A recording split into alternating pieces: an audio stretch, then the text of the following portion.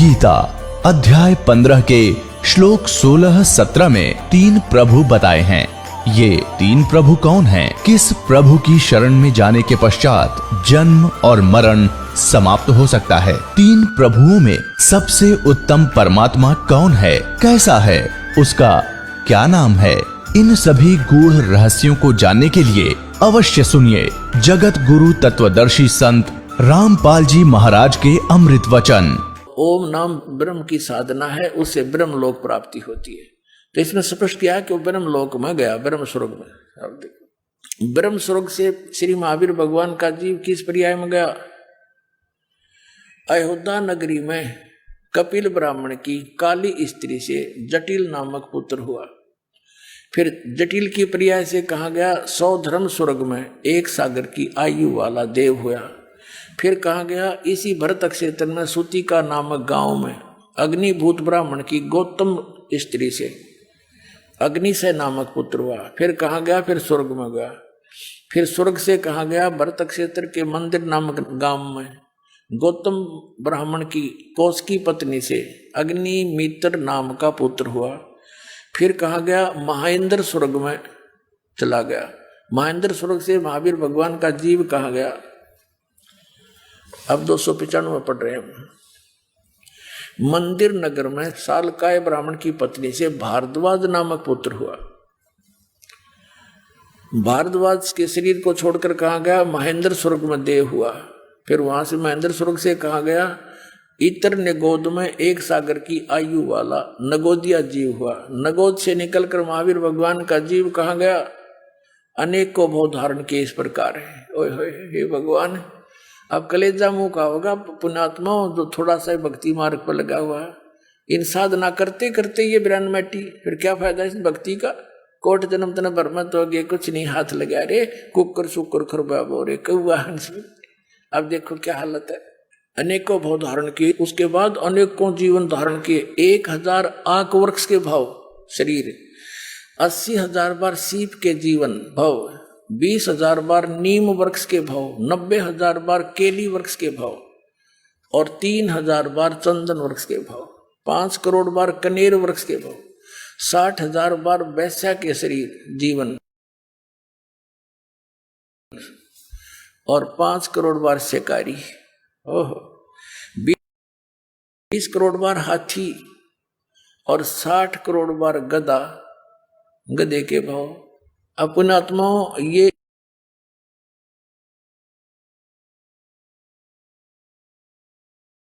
इतिहास उन्हीं का लिखा हुआ दिखा रहा दास, जिससे आपको दृढ़ होगा विश्वास कि सच्चाई ये जो की तो है जो भगवान ने बताई थी कि जो साधना तुम कर रहे हो उससे ये दुर्गति तुम्हारी सदा बनी रहेगी।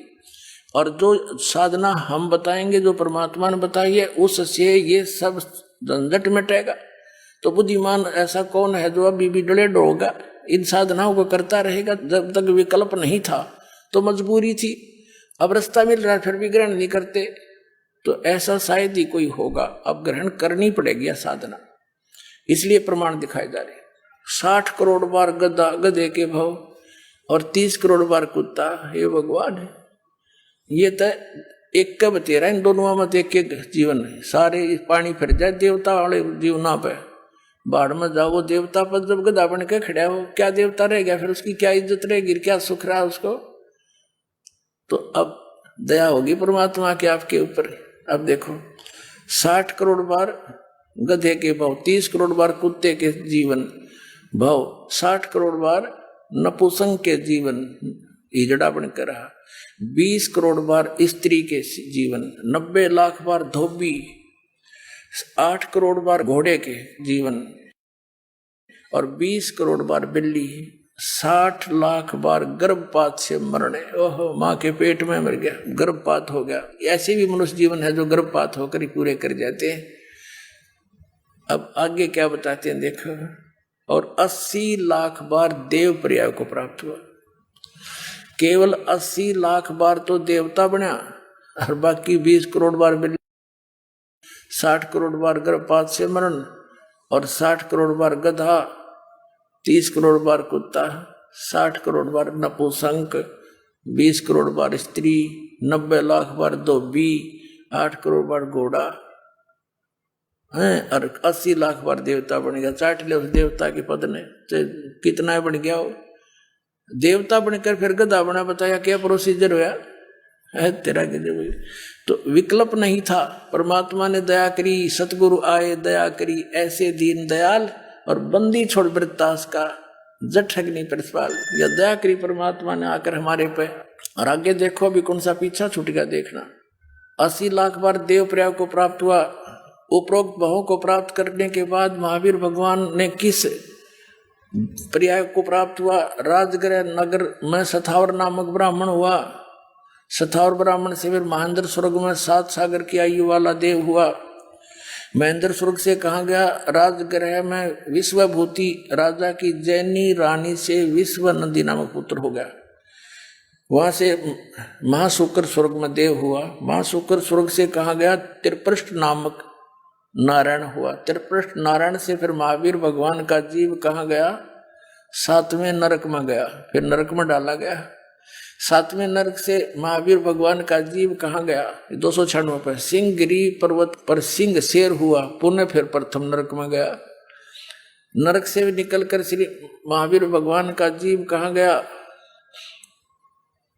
हिमवान पर्वत शिखर पर सिंह हुआ, वहां उसे एक अजिंत एवं अमित गुण नामक मुनिराज ने संबोधित किया। सिंह का जीव किस पर्याय में गया? सौधर्भ स्वर्ग में सिंह केतु नामक देव हुआ। ये सारा कुछ करता करता फिर यहाँ आ जाते हैं, हम थोड़ा सा शॉर्ट करते हैं। यहाँ बता कि सहस्र स्वर्ग से महावीर भगवान का जीव कहाँ गया? जम्बू द्वीप के छतरपुर नगर में नंदीवर्धन नामक राजा की वीरमती रानी से नंद नामक पुत्र हुआ। नंद का जीव कहाँ गया? पुष्पोत्तर विमान में देव हुआ। और उसके बाद 24 में तीर्थंकर महावीर भगवान हुए। और श्री महावीर भगवान के जीव ने कितने पाखंड मत चलाए? 363 पाखंड मत चलाए। बताओ भाई। अब इसका निष्कर्ष निकालते हैं थोड़ा सा। राजा ऋषभ देव जी से दीक्षा लेकर के मारीची ने साधनाएं की।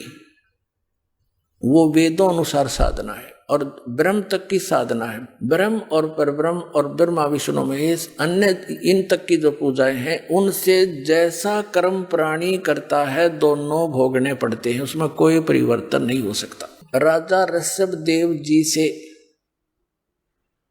दीक्षा लेकर के मारीची ने साधनाएं की। वो वेदों अनुसार साधना है और ब्रह्म तक की साधना है। ब्रह्म और परब्रह्म और ब्रह्मा विष्णु महेश अन्य इन तक की जो पूजाएं हैं, उनसे जैसा कर्म प्राणी करता है दोनों भोगने पड़ते हैं, उसमें कोई परिवर्तन नहीं हो सकता। तो जिस आधार से वो पुण्यात्मा पुण्यों के आधार से स्वर्गों में गया, देवता बना 80 लाख बार, और फिर गधा भी बना, कुत्ता भी बना, 60 करोड़ बार गधा, 30 करोड़ बार कुत्ता, रोते गिनती नहीं। ये दशा तो उस पुण्यात्मा की है जो शास्त्र अनुकूल साधना, वेदों अनुसार साधना कर रहा था। क्योंकि वेदों में कंप्लीट स्पिरिचुअल नॉलेज नहीं है। चारों वेदों का निष्कर्ष श्रीमद् भगवद गीता है। श्रीमद् भगवद गीता अध्याय नंबर 4 के श्लोक नंबर 32 और 34 में स्पष्ट किया है कि सच्चिदानंद घन ब्रह्म ने अपने मुख कमल से आकर जो ज्ञान दिया है, उसमें कंप्लीट स्पिरिचुअल नॉलेज है, संपूर्ण अध्यात्म ज्ञान है, और वो तत्व ज्ञान है।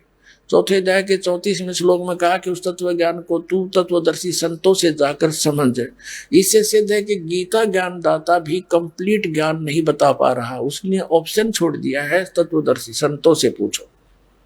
ऐसे यजुर्वेद अध्याय नंबर 40 के मंत्र 10 से लेकर 13 में स्पष्ट किया है कि तत्वदर्शी संत ही परमात्मा की स्थिति को अच्छी तरह जानते हैं, उनसे सुनो। तो इससे सिद्ध हो गया कि जो वेदों में वर्णित विधि है वो गलत नहीं है, लेकिन कंप्लीट नहीं है, उससे जन्म मृत्यु नहीं मिट सकती। इसलिए गीता ज्ञान दाता कहता है 18वें अध्याय के 62वें श्लोक में कि तू सर्व भाव से उस परमेश्वर की शरण में जा और तत्वदर्शी संतों को खोज कर ले, वो बताऊंगे उसका मार्ग। उसके पश्चात उस परमेश्वर की कृपा से तुम जन्म मृत्यु से सदा के लिए छूट जाएगा, फिर सनातन परम धाम को और परम शांति को प्राप्त हो। तो पुण्यात्मा, ब्रह्म साधक करने वाले मारीची के विधिवत साधक के ये ऐसी हालत हुई और आगे वही जीव महावीर जैन कहलाया, जो जैन धर्म का अंतिम आज तक का और 24 में तीर्थंकर है। उसने ना तो कोई गुरु धारण किया, उसके इतिहास में लिखा है, अपने आप हठ योग करके जैसा भी उसने अपनी साधना की, उसके बाद अपने अनुभव से 363 पाखंड मत बकवाद पंथ चला दिए। अब वर्तमान के जैनी इस महावीर जैन द्वारा चलाए गए पाखंड मतों के आधार से साधना कर रहे हैं। इनकी के दुर्गति होगी तो एक बार भी स्वर्ग ना जा सकते, यो कम से कम 80 लाख बार तो देवता बन गया था। तो दास का उद्देश्य किसी की क्रिटिसाइज करना नहीं है, आपको ये दिखा रहे हैं कि आप जी विष खा रहे हो, इस विष को त्याग कर अमृत खा लो, आपका मोक्ष होगा, आपके बच्चों को भी सुख होगा। साधना गलत कर रहे हो। अब क्या बताते हैं, कोट जन्म तन भरमत होगे, कुछ नहीं हाथ लगा रे, और कुकर सुकर खरबा बोरे कौआ हंस बगारे। कोटि जन्म तू राजा की, ना मिटी न मन की आशा, भिक्षुकों का दर दर घूम लिया, ये मिला ना निर्गुण रासा। ये साधना नहीं मिली, आप ऐसे कठिन साधक भी रहे हो, घर त्याग गए, जंगल में चले गए, नगरी से भिक्षा मांग लाए, सूखी रोटी जैसी भी मिली खा ली, बाकी रखती वहीं पर सूख जाती थी, अगले दिन भेकर खा लेते थे, 2-2-3 दिन तक उस एक दिन की भिक्षा से, और जंगलों में अपना टाइम पास करते थे, भक्ति करते थे। उससे क्या मिला कि इंद्र कुबेर ईश की पदवी, ब्रह्मा वरुण धर्मराया, विष्णुनाथ के पुर को जाकर तो फिर भी वापस आया। क्या बताते हैं कि भिक्षुक होकर तू दर दर घूमया, मिला ना निर्गुण रासा। ये साधना ना मिलने से, सच्ची साधना ना मिलने से, तो ऐसी कठिन साधना करके भी उच्च पदों को प्राप्त करके, ब्रह्मा विष्णु महेश तक की पदवी को प्राप्त करके, इंद्र तक की पदवी को प्राप्त करके भी तो फिर वापस यही जन्म मृत्यु में चक्कर काट रहा है। इसलिए क्या बताते हैं, असंग जन्म तन मर्त्या होगे, जीवित क्यों न मरे रे, द्वादश मध्य मैल मठ बोरे, बोर न दे धरे रे। अभी तक 10वें द्वार पे जोर दे रखा था कि 10वां द्वार पार कर गया बस मुक्ति हो जाती। 10वां द्वार तो इस ब्रह्मांड के अंदर ही रह लेता है, इससे बाहर नहीं, जन्म मृत्यु से बाहर नहीं होता। 12वें द्वार में सतलोक है, 12वां द्वार पार करके जाना पड़ेगा। ये सब ब्रह्मांडों के रास्ते हैं। तो 11वां द्वार 21 ब्रह्मांड को पार करा के परब्रह्म के लोक में प्रवेश कराता है, और 12वां जो द्वार है वो इस अक्षर पुरुष के ब्रह्मांडों को पार करके सतलोक में प्रवेश होता है। तो गरीबदास साहिब जी जो आंखों देख कर आए थे परमात्मा के साथ जाकर के, वो बता रहे हैं, 12 मध्य महल मठ बोरे। वो महल, वो स्थान, वो मठ, वो स्थान जहां जाने के बाद फिर लौटकर संसार में नहीं आते, वो 12वें द्वार को पार करके है। 12 मध्य महल मठ बोरे, बहुर न दे धरे रे। वहां जाकर फिर जन्म मृत्यु नहीं होती। फिर क्या बताते हैं, असंग जन्म तन मर्त्या होगे, जीवित क्यों ना मरे रे। अपना आत्मा घना जोर देना पड़ेगा। आपने ये एक एक सांस की कीमत बहुत जबरदस्त है मनुष्य जीवन की, लेकिन हम ज्ञान ना होने से बच्चों की तरह खिलौनों से खेल कर इस जीवन को नष्ट कर चले जाते हैं। अब क्या बताते हैं कि असंग जन्म मर्त्या होगे, जीवित क्यों ना मरे रे। जीवित मरना है, इच्छाओं से वापस हटना। जैसे दास बतावे ऐसे वचन पर डटना है अपने, फिर अपने आप इच्छाएं कम हो जाएंगी। जैसे मन चाहता कोठी बना लो, उसने भी बना ली, मन चाहता डीजे बजा लो, पड़ोसी भी बजावे, नहीं, ये भी जीवित मरना ना भाई, हमारा काम नहीं है, हम नहीं करेंगे। फिर जीवित मरना है, जैसे कोई व्यक्ति, जैसे आपको उदाहरण दिए, 5 लाख के एग्रीमेंट के चक्कर में भगवान भक्ति छोड़ के और दौड़ा जा रहा था, ना वो बालक रहे जिसके लिए माया जोड़े था, ना खुद रहा है, और भगवान भी ना मिला। तो कहने का भाव ये है, जैसे एक व्यक्ति नाइट सर्विस से जा रहा था, सुबह वापस आना था, अपना मकान बनावा था, तो नाइट सर्विस वाली उस बस की दुर्घटना में वो मृत्यु को प्राप्त हो गया। अब कितनी स्पीड तो जा रहा था, रात में जाकर वापस आऊंगा। अब वो आप पहना रहे वो कोठन कौन बनाओगा, क्या करेगा उसको ठेका। तो कहने का भाव ये है कि जब आप सत्संग के निकट आवे और मन बकवाद करे तो परमात्मा के इस विधान ने याद कर ले कि मान लीजिए हमारी मृत्यु हो जाती है, मृत्यु होगी तो फिर ये सारा साजबाज जिसके कारण हम भगवान के मार्ग पर नहीं लग पा रहे, यहां नहीं पहुंच पा रहे, तो परमानेंट टिकट कट गई। तो नो सोच ले 3 दिन के लिए मैं मर गया और कति छोड़ कर चल पड़ा उस काम में। एक स्थिति ऐसी भी आएगी, लेकिन आएगी धीरे धीरे। तो फिर नो सोच ले 3 दिन के अंदर जो कोई काम बिगड़ेगा, खराब होगा, उसने फिर जाके ठीक कर लेंगे। और परमानेंट टिकट कट की जब भी तो वही रह जाएगा यहीं पर। तो इन फार्मूलों को आपने याद रखना पड़ेगा, तब इस मार्ग पर बढ़ सकते हो। नहीं तो काल ने इतना वजन धर रखा है, असंग जन्म हो गए और मृत्यु होते चल छड़ यहाँ से। जीवित तेनों का तेरा है, यो तेरा है, मुकदमा करें बैठे रहे 1 फुट जगह पर, हर 1 मिनट में मृत्यु हो जाए, छड़ ही मेरा है। काल का है, छोड़, इसने मूर्ख बना रखा था तेरे को। तो परमात्मा कहते हैं ने सोच ले और विश्वास रखना, जो भगवान की तरफ चलते हैं उनके काम बिगड़ा नहीं करते।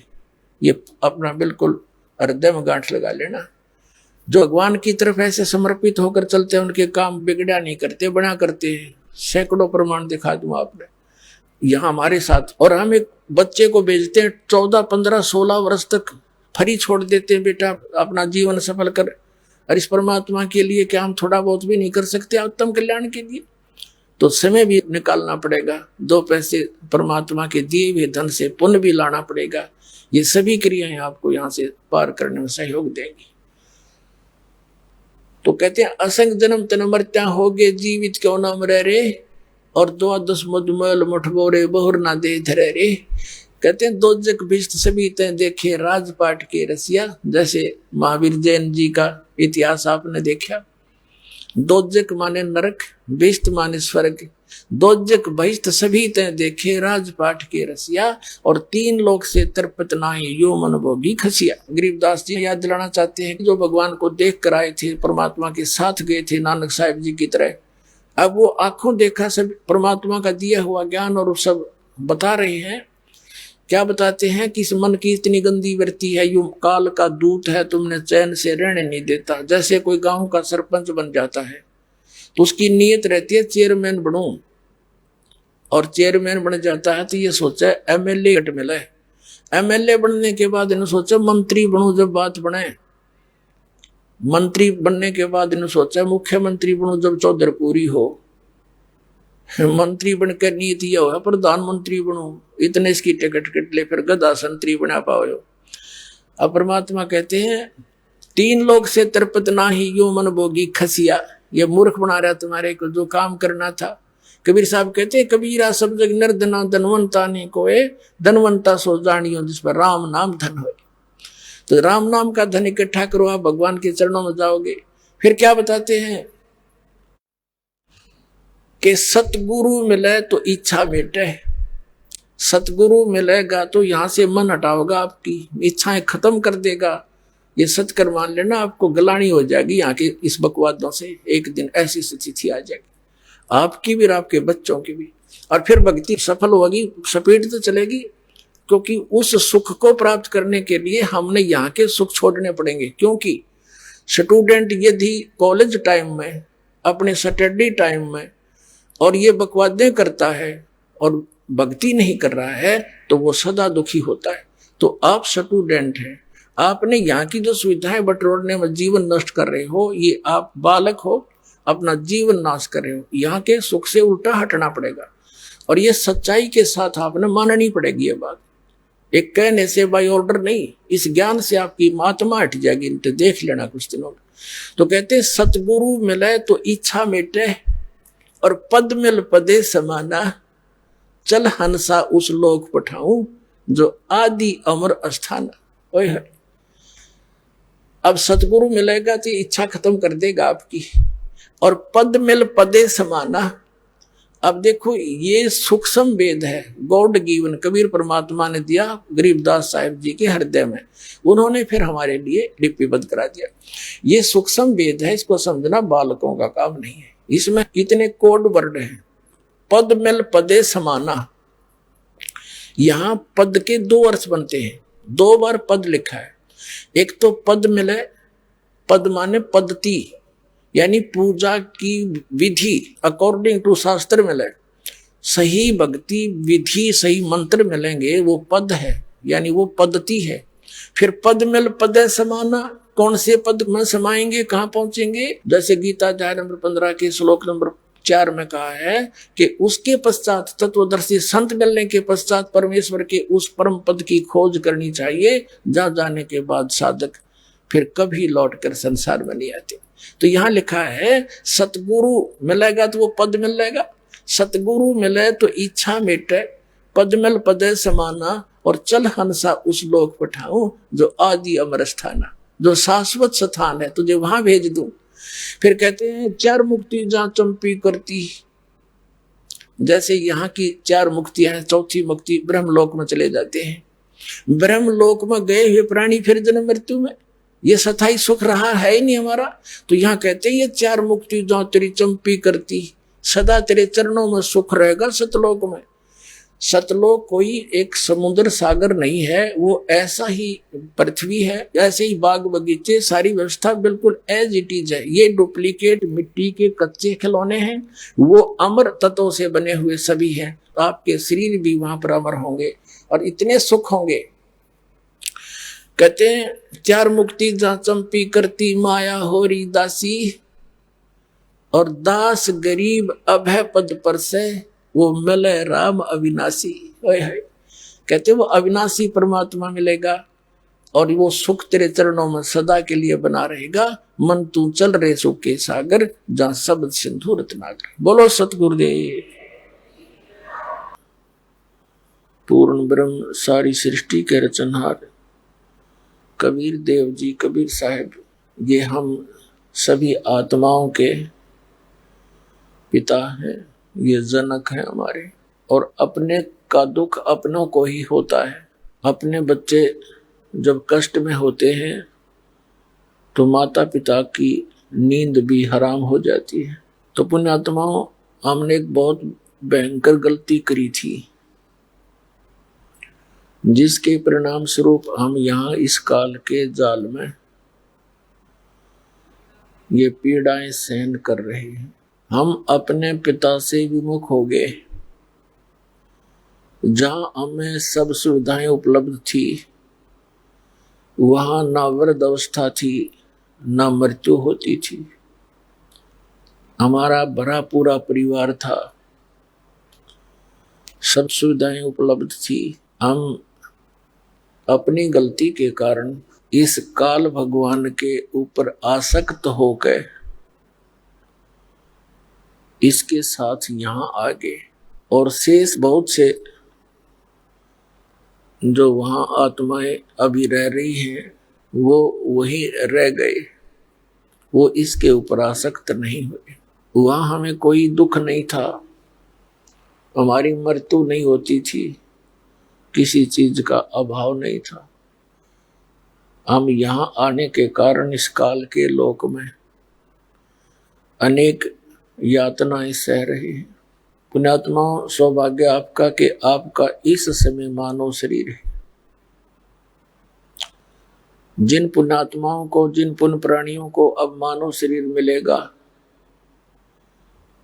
धन्य है उनके पिछले पुण्य कर्मों को, और धन्य है उनके माता पिता को जिनसे जन्म हुआ। क्योंकि अब वो समय है कि हम अपने उस स्थान को फिर से प्राप्त कर सकते हैं जहां से हम बिछुड़ कर आए थे। जो सुख हमें सतलोक के अंदर था, उस अविनाशी शाश्वत स्थान के अंदर था, उस सुख की आत्मा को अभी भी याद है और उस सुख को खोज रहा है ये प्राणी इस काल के लोक में। चीनी की बोरी का कीड़ा और नमक की बोरी में चढ़ जाए, उसके किसी कोने में वो घूमता रहे, उसको वो टेस्ट नहीं आ सकता। कलर एक जैसा है, बोरी एक जैसी है, ठीक इसी प्रकार हम उस चीनी की बोरी को छोड़कर इस नमक की बोरी में चढ़ गए और यहां हम उस चीनी वाला सुख खोज रहे हैं इस काल के 21 ब्रह्मांड रूपी नमक की बोरी में। ये कभी नहीं हो सकता, या है ही नहीं, वो वस्तु ही नहीं है तो मिलेगा कैसे, सुख होगा कहां। हमने फिर इस झूठे सुख को ही सुख मान लिया। परमात्मा कहते हैं झूठे सुख को सुख कहे ये मान रहा मनमोद, ये सकल चबीना काल का कुछ मुख में कुछ गुप्त है। जब से हम इस काल के साथ यहाँ आए हैं, यहाँ आते ही हमारी यातनाएं इसने प्रारंभ कर दी और उसी दिन से इसने हमारे को भगवान बुला दिया। हमारे ऊपर अपनी त्रिगुणमयी माया का एक विशेष नशा कर दिया, जिस कारण से हम कति भूल गए हम कौन हैं, कहां से आए हैं, हम क्यों यहाँ जन्मते और मरते हैं, क्यों हमारे ये कष्ट होते हैं। किसी को कैंसर हो गया, किसी को अन्य रोग है या कोई अन्य कारणों से टेंशन लिए फिर रहा है। किसी प्राणी को चैन नहीं, चाहे इस पृथ्वी का पूरी का राजा क्यों ना हो। तो पुण्यात्मा उस परमेश्वर ने आकर इस काल के अज्ञान को हटा के, हम उसकी आत्मा है, वो हमारे लिए भटक रहे हैं और हम उसको पहचान नहीं पाते, क्योंकि काल ने, इस सरपुरुष ने, 21 ब्रह्मांड के स्वामी ने, ब्रह्मा विष्णु महेश के पिता ने हमारे को गलत ज्ञान से रंग दिया। अपने नकली संदेशवाहक गुरु मंडलेश्वर भेज गए और परमात्मा को निराकार सिद्ध करवा दिया। जब परमेश्वर यहां आते हैं वो स्वयं भी आकर बताते हैं कि हम ही अलख अलाह हैं, कुतुब गोस और पीर, गरीब दास खालिक धनी, हमारा नाम कबीर। वो स्वयं कहते हैं कि मैं सारी सृष्टि का रचनहार हूं और मेरा नाम कबीर है। लेकिन हम अपने उस अज्ञान विधान के अनुसार परमात्मा को रिजेक्ट कर देते हैं कि परमात्मा तो निराकार है। हम विष्णु जी की पूजा करते थे, उनकी मूर्ति रखते थे, फिर भी जब डिस्कस आपस में होती थी भक्तों की इस नाम दीक्षा और इस ज्ञान से पहले, तो फिर पूछते थे भगवान कैसा है, भगवान तो निराकार है। समाधि लाकर उसके प्रकाश देखा जाता है। हमारी बुद्धि का कोई ठिकाना नहीं था, कोई सतर नहीं था हमारे ज्ञान का, तो ऐसे हम भ्रमित थे, जिस कारण से हम परमात्मा को साकार रूप में पूजते हुए भी हम इतने बालक बुद्धि के थे, फिर भी भगवान को निराकार और केवल प्रकाश ही स्वीकार करके बैठे हुए थे। उस परमेश्वर ने आकर के अपना यथार्थ ज्ञान और सृष्टि रचना की कहानी सारी सुनाई, अमर कथा। फिर कुछ पुण्यात्माओं को साथ लेकर के सतलोक गए, अपने निज स्थान पर जहां हम पहले रहा करते थे। उनमें से कौन कौन है वो दृढ़ भक्त, कौन कौन सी है पुण्यात्माएं जो दास के नॉलेज में है। आदरणीय धर्मदास साहिब जी बांधवगढ़ वाले, ये एक सेठ थे, बहुत बड़े धनी पुरुष थे। भगवान की चाह में जैसा भी गुरु मिला हुआ था और पवित्र हिंदू धर्म में जन्म था, जैसे भी उन गुरुओं ने रंग में रंग रखा था, उसी आधार से वे पूजाएं करते हुए तीर्थों पर भटक रहे थे। मथुरा के अंदर परमात्मा एक जिंदा रूप धारण करके, एक मुसलमानों के अंदर जिंदा महात्मा होते हैं, एक काला सा ओवर कोट पहनते हैं ओनली, जिसको चोगा बोल रहे हैं, एक घुटनों तक का कच्चा अंडरवियर, सिर पे काला टोप चोटी से वाला, ऐसी वेशभूषा वाले को जिंदा महात्मा कहते हैं। तब धर्मदास जी को मिले, उनको बहुत ज्ञान समझाया, लेकिन हम इस अज्ञान के आधार से इतने दृढ़ होकर बैठ जाते हैं। परमात्मा से कहा कि आप कौन हो? तब परमेश्वर ने कहा कि मैं परमात्मा हूं जिसकी तुम्हें तलाश है। तब धर्मदास जी ने कहा कि आप तो साकार दिखाई दे रहे हो, परमात्मा तो निराकार है। तब परमेश्वर ने कहा कि आप विष्णु जी की पूजा और ये मूर्ति किस लिए लिए हुए हो? ये विष्णु जी क्या है? तब धर्मदास जी ने कहा कि विष्णु हमारे भगवान हैं। तो क्या विष्णु जी साकार हैं या निराकार? कि विष्णु जी तो साकार हैं, फिर परमात्मा कैसा है? कि परमात्मा तो निराकार है। परमात्मा ने कहा फिर विष्णु जी क्या है जो परमात्मा निराकार है? तो नो आंसर, फिर मौन धारण कर लिया। तब परमेश्वर ने कहा कि मैं विधेयी हूं भाई। अब धर्मदास के यह गले उतरे नहीं कि आपका दिख देही तुम कहो विधेयी। तब परमात्मा ने कहा धर्मदास देख, मेरे हाथ लगा के देख, जो तुम्हारा शरीर है ना, ऐसा नहीं है मेरा शरीर। मेरा हार्ड चाम का पुतला नहीं है, मेरी अमर काया है। इसमें नाड़ी आदि का जोड़ जुगाड़ नहीं है, हार्ड मांस नहीं है। अब धर्मदास ने देखा रुई जैसा शरीर मालिक का ऐसे, फिर भी गले बात नहीं उतरी। कहने का भाव ये है कि परमात्मा ने कई बार झटके वटके देकर अंतर ध्यान हो गए परमात्मा सामने से। तब धर्मदास जी के एकदम झटका सा लग गया कि सचमुच ये तो परमात्मा ही थे।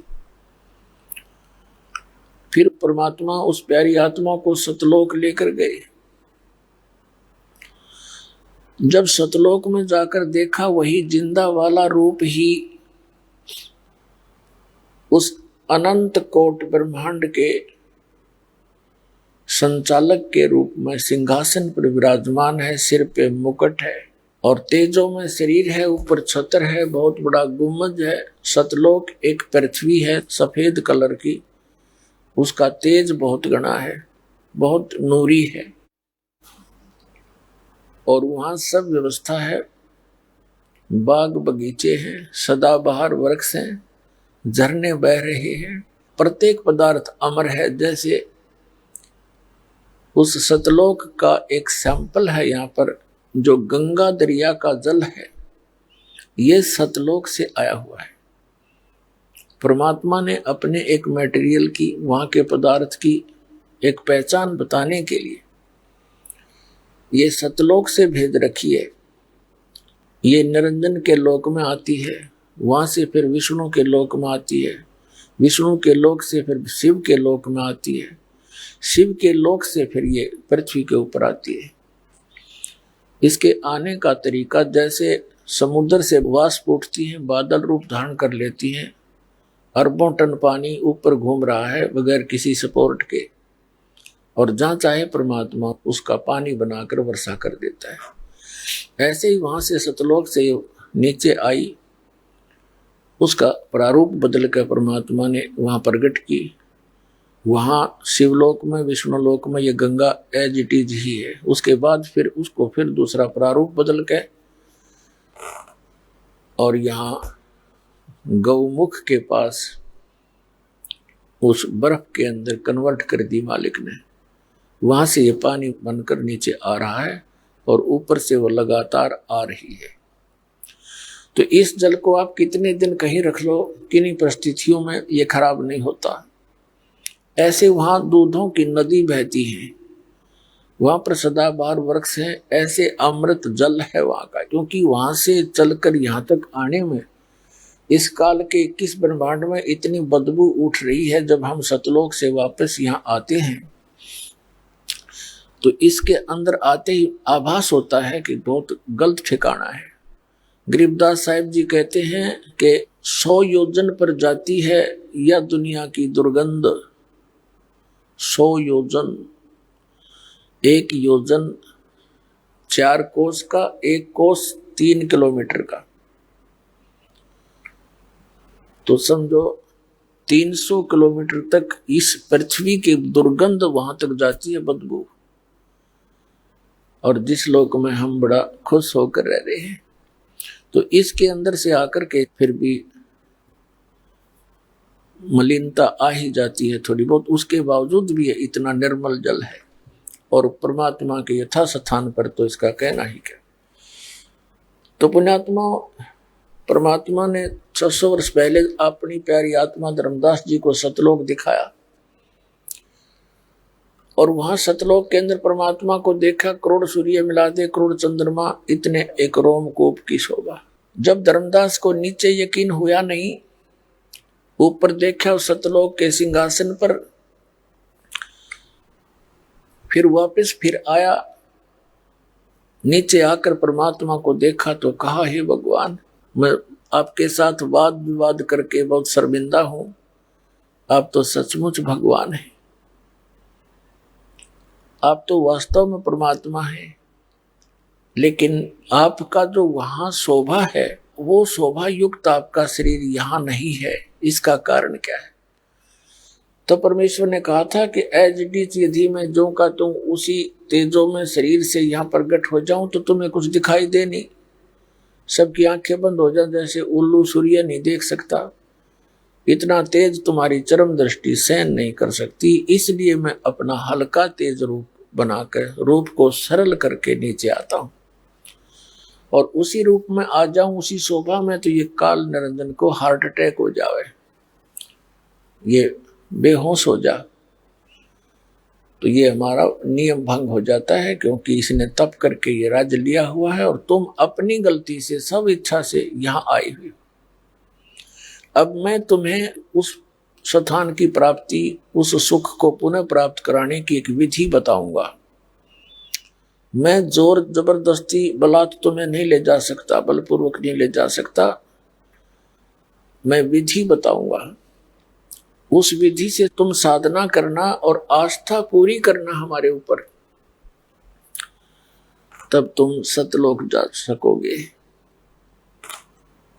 तो उन पुण्यात्माओं को जिनको मालिक ने अपना गवाह बनाया, उनको सतलोक ले गई। धर्मदास जी ने फिर कहा, भगवान मुझे यहीं रख लो,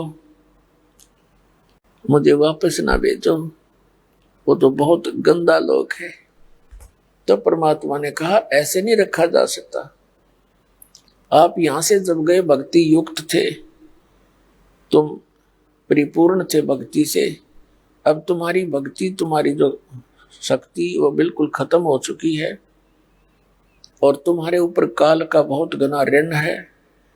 ऐसा मंत्र मैं तुम्हें बताऊंगा धर्मदास, सतनाम का, उसकी साधना करना, भक्ति करना, बहुत शीघ्र तुम उसी तरह चार्ज हो जाओगे, और जब शरीर छोड़कर आओगे बच्चा, तुम मेरे पास आ जाओगे, और कोई तरीका नहीं है। और जाओ मेरे ज्ञान का प्रचार करो, आंखों देखे गवाह रूप में तुम अपनी प्यारे भाई बहनों को, इस यथा स्थान को जो देखा है तूने, और सच सच बता दे। धर्मदास जी ने फिर डंडोरा पीटना शुरू कर दिया।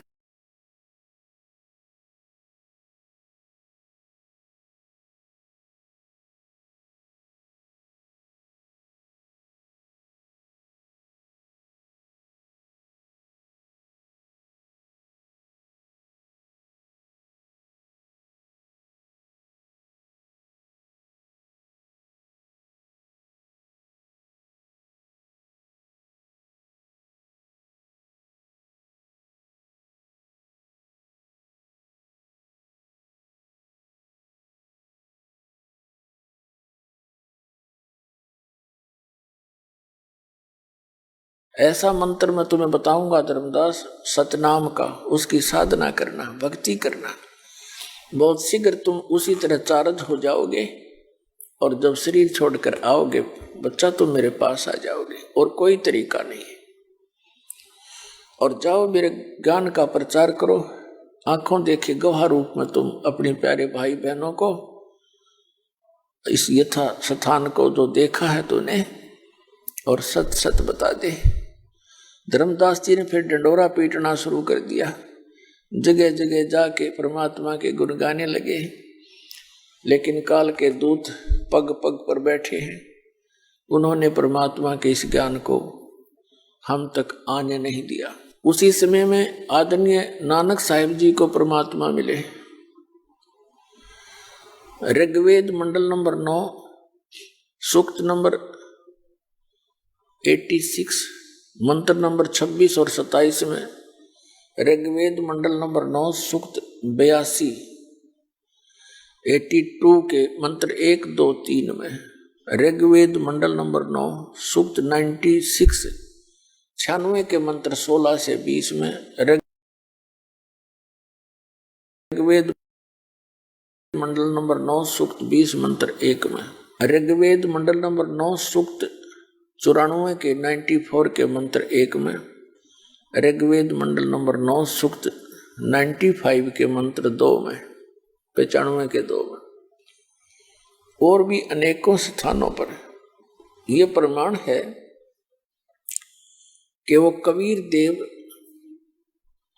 वो परम अक्षर ब्रह्म सतलोक में रहता है ऊपर, और वहां से वो गति करके आता है, चल के आता है सशरीर, अच्छी आत्माओं को मिलता है जो दृढ़ भक्त होते हैं, उनको उपदेश देता है, ज्ञान सुनाता है।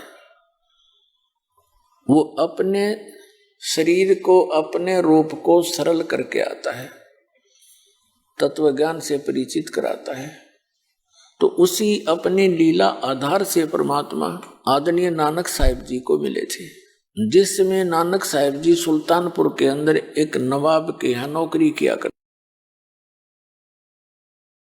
थे, और प्रतिदिन वो बेई नदी में स्नान करने के लिए जाया करते थे। वहाँ घाट बना हुआ था, सुल्तानपुर नगर के साथ ही, शहर के साथ ही वो बेई नदी बह रही है।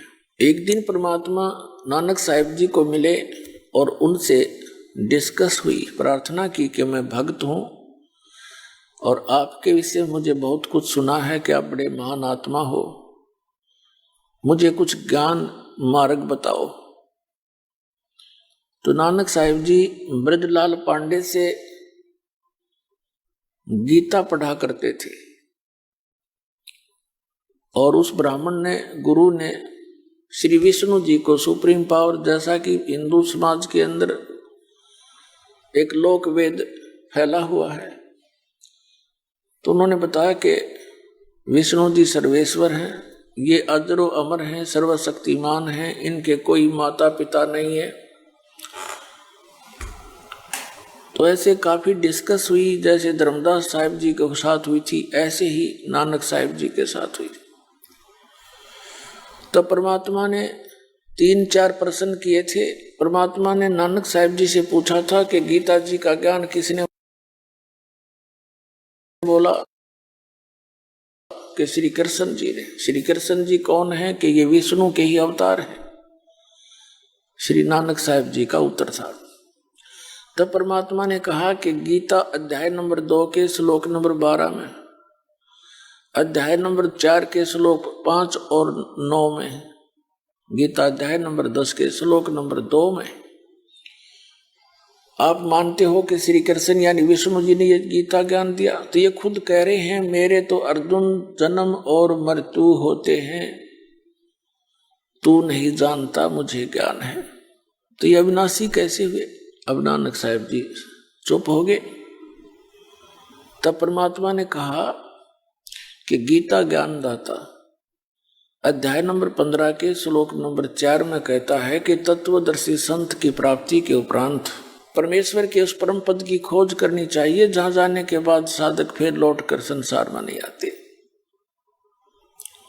और जिस परमेश्वर ने सब ब्रह्मांडों की रचना की है, केवल उसी की भक्ति करो। गीता अध्याय नंबर 18 के श्लोक नंबर 62 में कहा है कि अर्जुन तू सर्वभाव से उस परमेश्वर की शरण में जा, उस परमात्मा की कृपा से तू परम शांति को, सनातन परम धाम को प्राप्त होगा।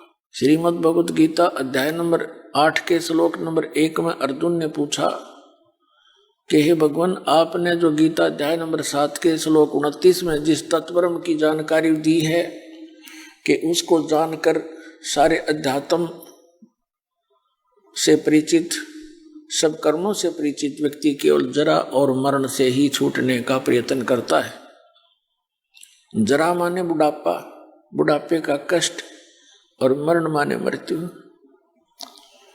अपने आत्मा,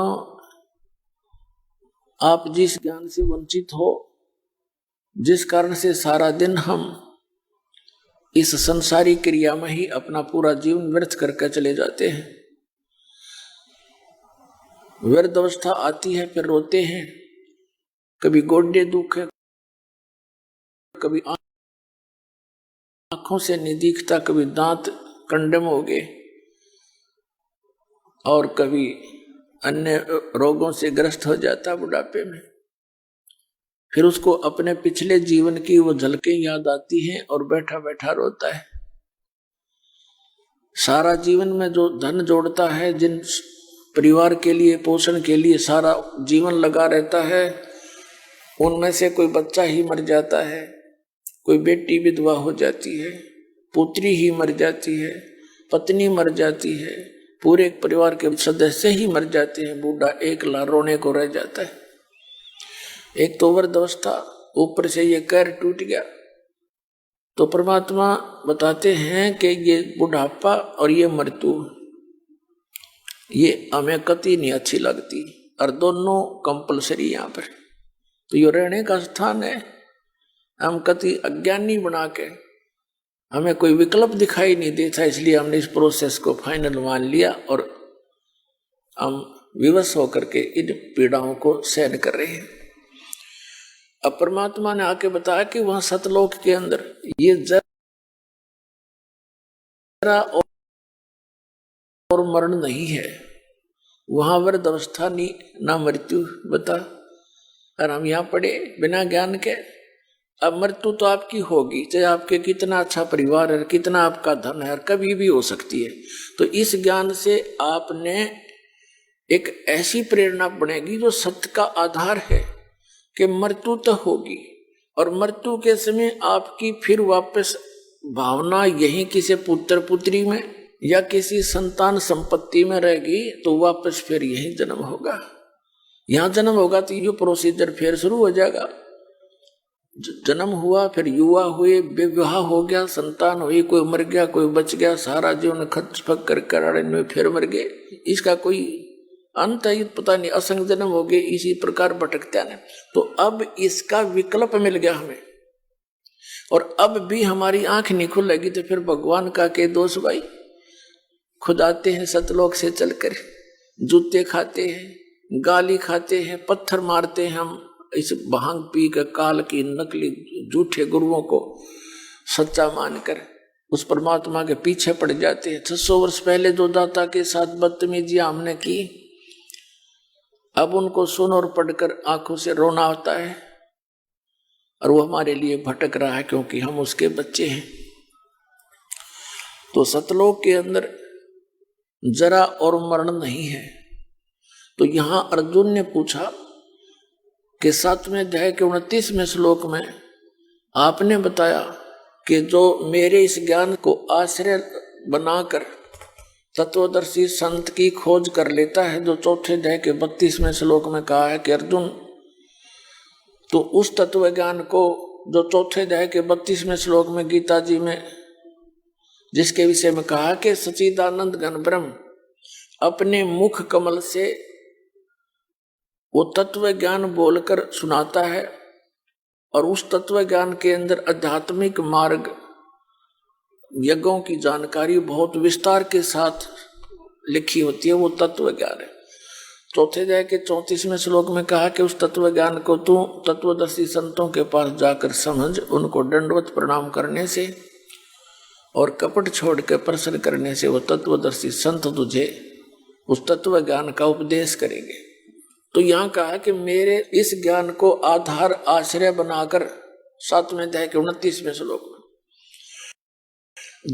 जो केवल जरा और मरण से छूटने का ही प्रयत्न करते हैं, जरा मरण मोक्षाय यतन्ति ते, जो जरा और मरण के छूटने के लिए प्रयत्न करते हैं, उसके मोक्ष के लिए, वे तत् ब्रह्म विदु, ब्रह्म तत्व विदु, वो उस परमात्मा से परिचित हो चुके हैं। तत्ब्रह्म। तो वो ही जरा और मरण से छूटने का प्रयत्न करते हैं जो उस तत्ब्रह्म से परिचित हो जाते हैं और सारे आत्म ज्ञान से परिचित हो जाते हैं, जो सब कर्मों से परिचित है। तो अर्जुन ने 8वें अध्याय के प्रथम मंत्र में पूछा, फिर किम तत्ब्रह्म, वो तत्ब्रह्म क्या है? 8वें अध्याय के 3रे श्लोक में उत्तर दिया गीता ज्ञानदाता ने कि वो परम अक्षर ब्रह्म है। यानी गीता ज्ञानदाता से अन्य है वो परम शक्ति।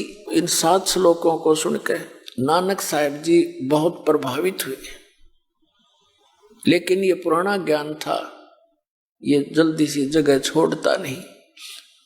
तो नानक साहब जी उन कबीर साहब से नाराज हो गए, कहने लगे तू मुसलमान है कबीर, और हमारे देवताओं को, हमारे ग्रंथों को तू हमें भ्रमित करके सुना रहा है, मैं तेरी बात सुनने को तैयार नहीं। अब परमात्मा चले गए, अंतर ध्यान हो गए। घर आकर के उन्होंने गीता जी डेली पढ़ते थे, ध्यान से देखा, सब कुछ सच्चा पाया। कई दिन तक तड़पते रहे कि हे भगवान एक बार वो जिंदा फिर आ जा, वो साधु एक बार फिर आवे, मैं डिस्कस खूब करूंगा।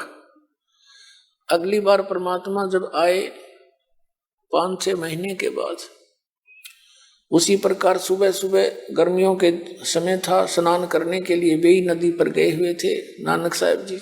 उस दिन परमात्मा केवल नानक साहब जी को दिखाई दे रहे थे, अन्य को नहीं।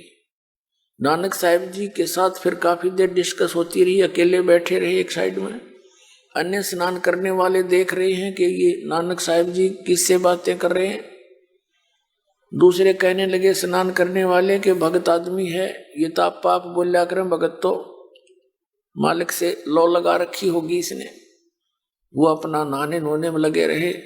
तब परमात्मा ने कहा, कबीर साहब ने नानक साहब जी से कहा कि प्यारी आत्मा, तेरे 60,000 जन्म तो अच्छी आत्मा की हो रही है, जब से तो हमसे भी छुटकर आए हो। सतयुग में आप राजा अम्बरीश थे, त्रेता में राजा जनक थे, और बाकी समय का पुण्य आपने स्वर्ग में समाप्त किया। अब आज आप नौकर लगे हुए हो एक नवाब के यहाँ पर। तब नानक साहब ने कहा कि मुझे वो स्थान दिखा जिंदा, जब तेरी बात को मानूं मैं। तो नानक साहब जी जो ही स्नान करने के लिए बेई नदी में प्रवेश किया, वहां से उनको अंतर ध्यान कर दिया। लोगों ने सोचा वो डूब गए, तो पूरा नगर खोजने में लग गया। राजा ने भी भेज दिए सैनिक जाल ले लेकर। परमात्मा ले गए उनको अप स्ट्रीम में, अंदर ही अंदर, वहां जाकर बाहर निकाल लिया। आइए अब हम उन श्रद्धालुओं के अनुभव जानते हैं जो जगत गुरु तत्वदर्शी संत रामपाल जी महाराज जी से दीक्षा प्राप्त कर चुके हैं तथा उनके द्वारा बताए गए भक्ति मार्ग पर चल रहे हैं। जी नमस्कार। नमस्कार जी क्या नाम है आपका? अंश चौधरी। कहाँ से आए हैं आप? जिला अमरोहा मुरादाबाद। संत रामपाल जी महाराज की शरण में आने से पहले आप क्या भक्ति साधनाएं करते थे? मेरी मम्मी एक बाबा जी से जुड़ी हुई थी, फुल संधे वाले बाबा, एक तू सच्चा तेरा नाम सच्चा। हम उन्हीं की भक्ति साधना करते थे। वो महाराज जी 1 महीने के 40 दिन के व्रत उपवास कराते थे और वो कार्तिकेय को मेन बता के उनकी पूजा कराते थे। भक्ति साधनाएं आप पहले कर ही रहे थे, तो फिर संत रामपाल जी महाराज की शरण में क्यों आए? क्योंकि वहाँ पे भक्ति साधना करने से कोई लाभ नहीं हो रहा था। मैं बीमार थी और बीमारी दिन ब दिन बढ़ती जा रही थी, लेकिन डॉक्टर्स को कुछ पता नहीं चल रहा था कि बीमारी क्या है। क्या समस्याएं थी आपको? मेरे सर में गांठ हो गई थी कीड़े की वजह से, लेकिन मेरे सर में कभी कोई दिक्कत नहीं हुई थी, इसलिए डॉक्टर सर तक पहुंच ही नहीं पा रहे थे। मेरे दांतों की नसें गलनी शुरू हो गई थी, मेरे पैरों पे स्वेलिंग आनी शुरू हो गई थी, मेरी कमर की एक नस ब्लॉक हो गई थी, बहुत सारी दिक्कतें थी। एकदम बीपी बहुत हाई हो जाता था, मेरा शुगर लेवल बढ़ गया था, लेकिन डॉक्टर्स को पता नहीं चल पा रहा था कि ये किस वजह से हो रहा है। हम आपसे ये जानना चाहेंगे कि आपने बताया कि आपको जो समस्याएं थी, इन समस्याओं को लेकर के आपने कहाँ कहाँ पे दिखाया? मैंने एम्स में दिखाया था। मेरठ का सबसे अच्छा हॉस्पिटल है, गोल्ड मेडलिस्ट हैं यूपी के डॉक्टर रोहित कम्बोज, उन्हें दिखाया था। मुरादाबाद में डॉक्टर सिंघल है, उन्हें दिखाया था। कई सारी जगह दिखाया था, हरिद्वार में और देहरादून में भी कई डॉक्टर्स को दिखाया था। क्या किसी भी डॉक्टर को कुछ नहीं मिला? नहीं जी, कुछ नहीं मिला। उसके बाद जब मैंने गुरुजी से नाम दीक्षा ली, संत रामपाल जी महाराज जी से, तो एक दिन अचानक मेरे पापा ने एमआरआई के लिए बोला, बिना किसी डॉक्टर की एडवाइस की। उस एमआरआई रिपोर्ट में मेरी बीमारी का पता चला। उसके बाद हमने यहाँ मेरठ में दिखाया डॉक्टर रोहित कंबोज को। उन्होंने 3 साल के लिए परमानेंट मेडिसिन के लिए बोल दिया था, लेकिन मेडिसिन खाते खाते भी मुझे बहुत सारी दिक्कतें हो रही थी, कोई फ़ायदा नज़र नहीं आ रहा था। फिर हमने संत रामपाल जी महाराज के यहाँ प्रार्थना लगवाई। प्रार्थना में गुरुजी ने, संत रामपाल जी महाराज जी ने बोला कि एक साइड मेडिसिन कराते रहो लेकिन सेवा करो। जब से मैंने सेवा की आश्रम में जाके, तब से मैंने कोई दवाई नहीं खाई और मैं आज बिल्कुल ठीक हूँ। अब ना उस गार्ड का पता, ना मेरा बीपी बढ़ता है, ना मेरा शुगर लेवल हाई होता। संत रामपाल जी महाराज की वजह से ही मुझे न्यूरोसाइटोसिस से निजात मिला। देखिए, बड़ी हैरानी वाली बात है कि आपने बताया कि आपने 7-8 डॉक्टर्स को अपनी बीमारी के बारे में अवगत कराया, कोई लाभ आपको मिल नहीं रहा था, और आप कह रहे हैं कि संत रामपाल जी महाराज से नाम दीक्षा लेने के बाद केवल सेवाएं करने से, और जबकि आपने सारी दवाइयां भी छोड़ दी थी और आपको लाभ मिलना शुरू हो गया, तो क्या कहना चाहेंगे आप? कैसे आपको संत रामपाल जी महाराज जी ने लाभ दे दिया, कृपया बताइए।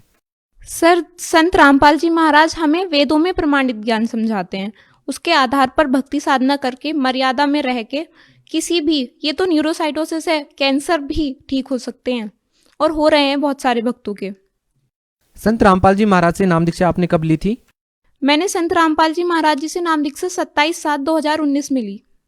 क्या इसके अलावा भी आपको संत रामपाल जी महाराज जी से लाभ मिले? जी हाँ, बिल्कुल। मेरे पापा मर्यादा में नहीं रहते, ठीक से मर्यादा फॉलो नहीं करते।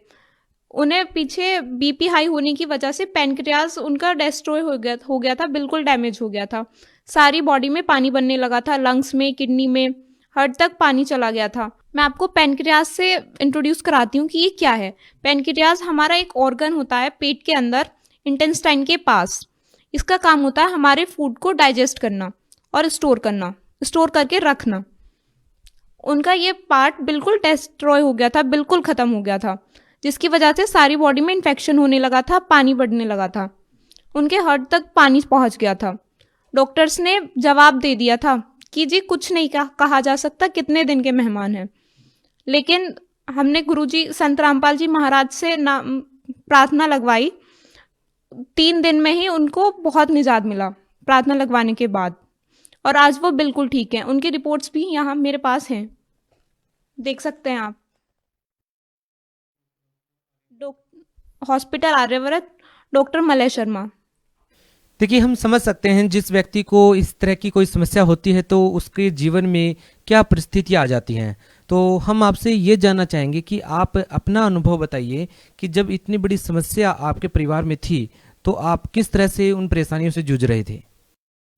घर वाले तो जी बहुत परेशान थे।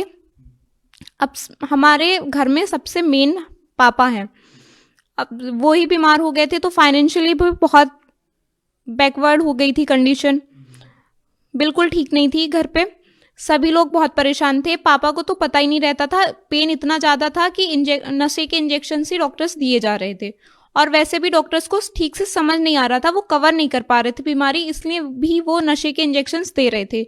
उन्हें थोड़ा बहुत होश आता था तो लिक्विड ही दिया जाता था। पानी भी 2 दिन के लिए बिल्कुल बंद कर दिया था, पानी भी नहीं दिया था, लिक्विड भी देना बंद कर दिया था, जब डॉक्टर्स की समझ से पार हो गई थी बात।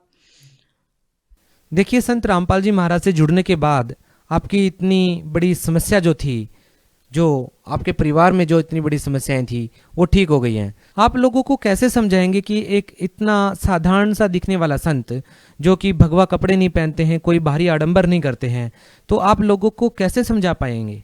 सर, मेन बात जो है जिससे मैं भी बहुत इम्प्रेस्ड हूँ वो है कि संत रामपाल जी महाराज कोई भी ज्ञान अपने आधार पर नहीं बताते। वो हमारे सदग्रंथ को उठाते हैं और उससे प्रूफ के साथ हमें दिखाते हैं। हमारी गीता में प्रमाणित जो ज्ञान है, जो हमारी कुरान शरीफ, बाइबल और गुरु ग्रंथ साहिब में प्रमाणित है, सिर्फ उसी के आधार पर ज्ञान चर्चा करते हैं, उसी को समझाते हैं और सही वे ऑफ वर्शिप हमें बताते हैं। संत रामपाल जी महाराज भक्ति मर्यादा कराते हैं। वो आडंबर, ये दाढ़ी बढ़ाना, मालाएं पहनना, इन सब से कोई संत नहीं होता। बहन जी, आप भगत समाज को क्या संदेश देना चाहेंगे? आजकल हम सभी लोग पढ़े लिखे हैं, नेट का बखूबी इस्तेमाल जानते हैं, तो हम जो भक्ति साधना कर रहे हैं उसको संत रामपाल जी महाराज से कंपेयर कीजिए। कंपेयर कीजिए, ज्ञान समझिए। बुक है संत रामपाल जी महाराज द्वारा लिखित ज्ञान गंगा जीने की राह, जो हर एक लैंग्वेज में अवेलेबल है और उसको आप फ्री ऑफ कॉस्ट ले सकते हैं। आप उसको पढ़िए, ज्ञान समझिए, नाम दीक्षा लीजिए। संत रामपाल जी महाराज जी से नाम दीक्षा लेने के लिए क्या व्यवस्था की गई है? सर, संत रामपाल जी महाराज से नाम लेना बहुत सिंपल है। आजकल हम गूगल पे एक ऐप है संत रामपाल जी महाराज के नाम से, वो डाउनलोड करके अपने नज़दीकी नाम सेंटर का नंबर निकाल सकते हैं और उनसे कांटेक्ट करके नाम ले सकते हैं फ्री ऑफ कॉस्ट। और किसी भी सोशल साइट पे सत्संग सुनकर, यूट्यूब, फेसबुक, इंस्टाग्राम, किसी भी चीज़ पे, किसी भी साइट पे नाम सुनकर आप वहाँ से नंबर ले सकते हैं और अपने नज़दीकी नामदान सेंटर से कांटेक्ट करके फ्री ऑफ कॉस्ट नाम ले सकते हैं। जी, बहुत बहुत धन्यवाद। Thank you.